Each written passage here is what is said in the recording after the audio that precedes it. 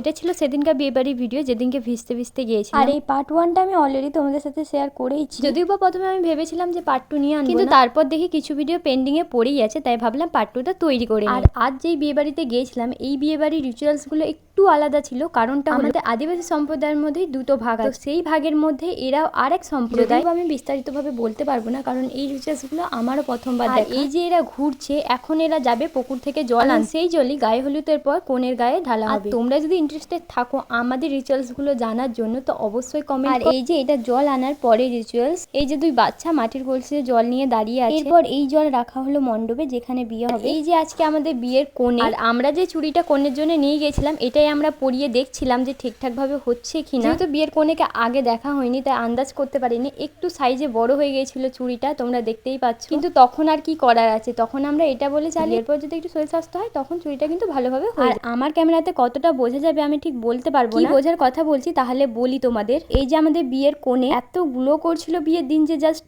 বলার, ক্যামেরাতে এটা ঠিক হয়তো বোঝা যাচ্ছে না কারণ আমার ক্যামেরার কোয়ালিটিটা একদম খারাপ। দেখতেই পাচ্ছ আজকের কোণে কতটা হ্যাপি, আর হ্যাপি হবেই না বা কেন, লাভটাকে ওরা অ্যারেঞ্জ ভাবে মেনে নিয়ে। আর আমাদের নিয়ম অনুযায়ী কিন্তু এরমই সাদা লাল পা শাড়ি পরে রাখতে হয়, এমনকি বিয়ের সময় এরম শাড়ি পরতে হয়।